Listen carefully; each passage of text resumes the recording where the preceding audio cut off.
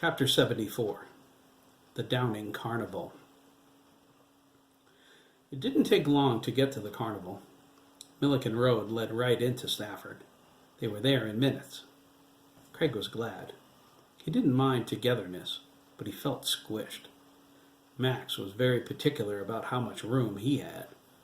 That left one seat for him, Jeremy, and Dabney to share.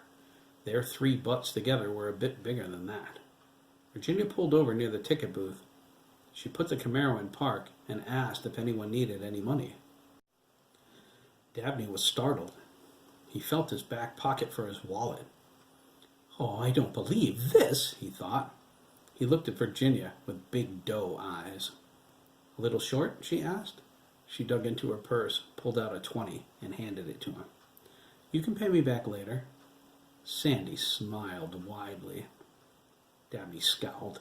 "Oh, be quiet, Sturgis." "Who, me?" Sandy asked. "What did I say?"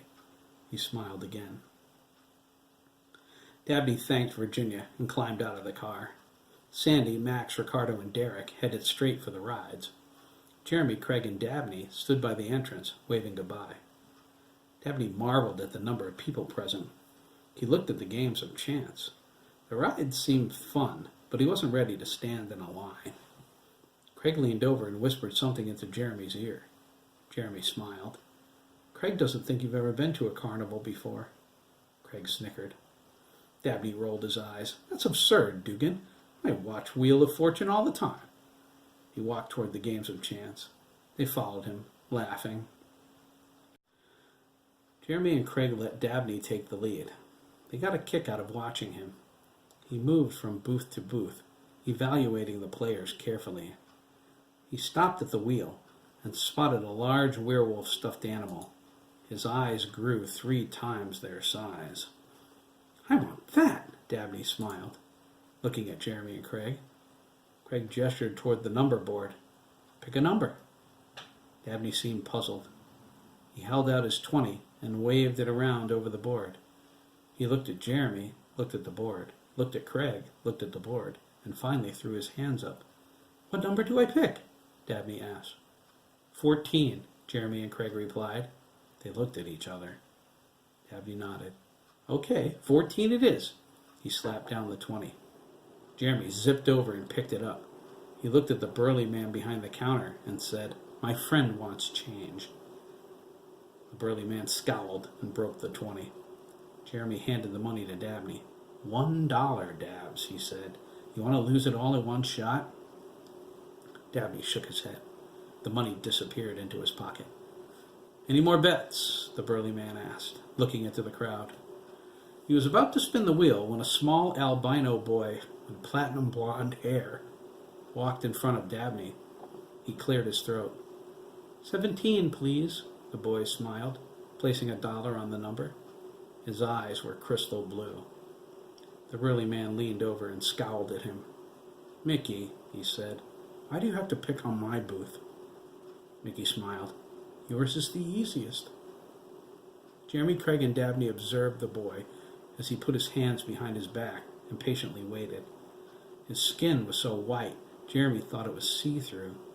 The blue-green veins in his arms were clearly defined. Miss Adler was 3 yards behind them. She watched with growing interest.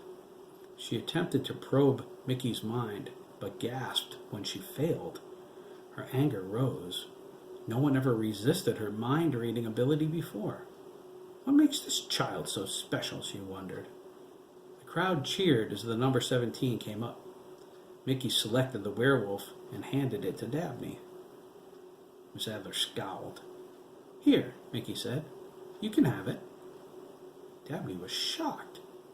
"Why, thank you," he exclaimed, examining the werewolf.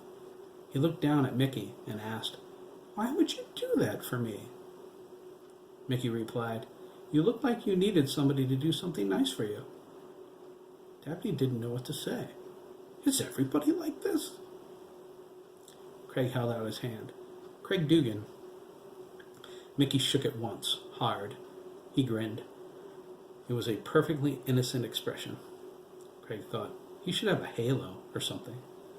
"Mickey Downing," Mickey replied. He met Dabney and Jeremy in that order.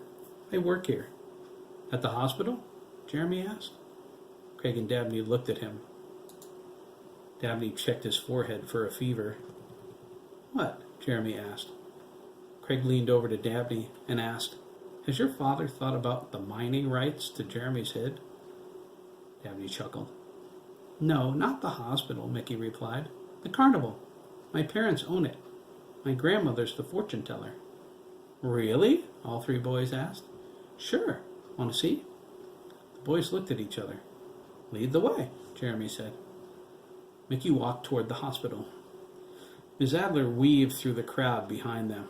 "It is not supposed to be this way," she thought. "Dabney is more of a distraction than he is worth. Jeremy and Craig need to stay focused on each other, but instead they're worried about making him happy." They cut through the concessions area. The fried dough vendor hypnotized the boys. They bought 4 pieces.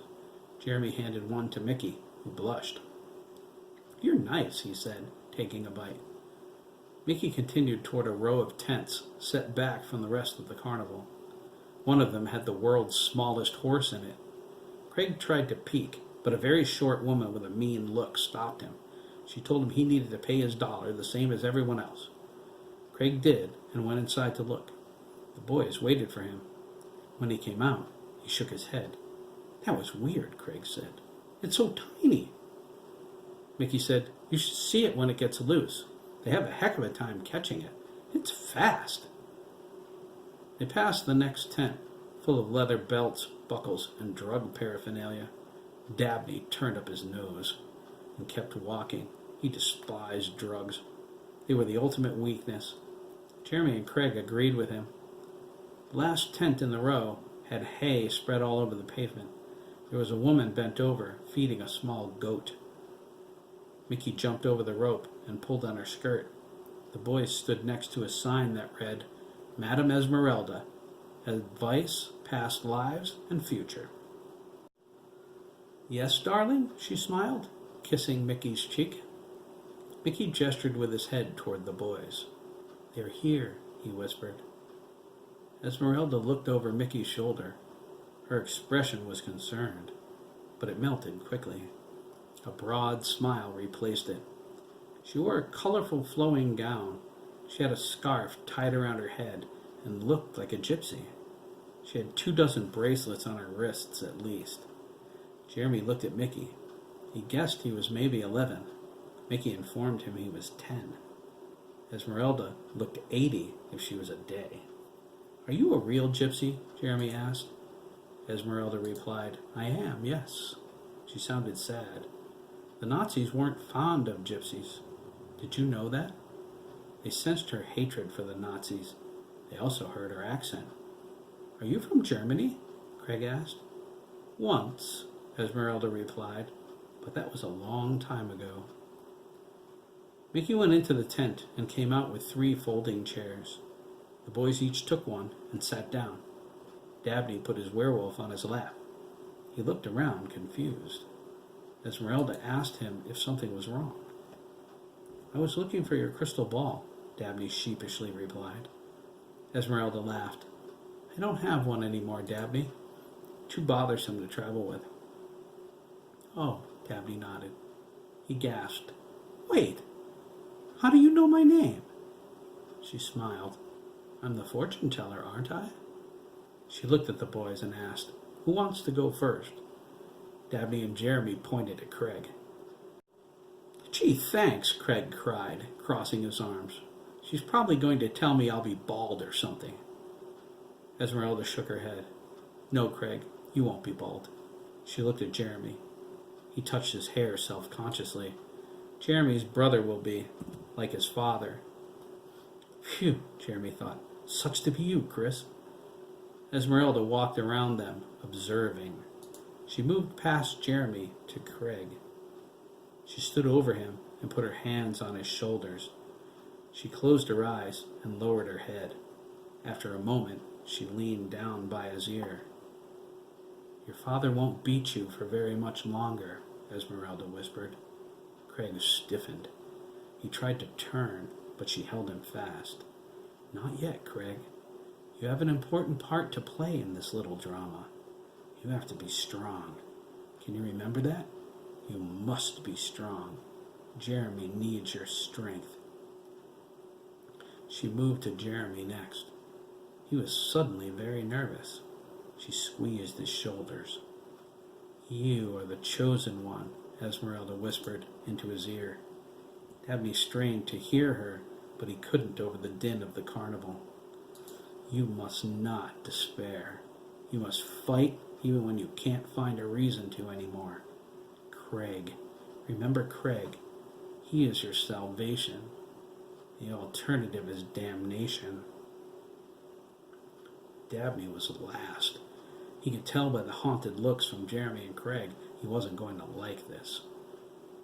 She took his shoulders. Her hands were like ice through his shirt.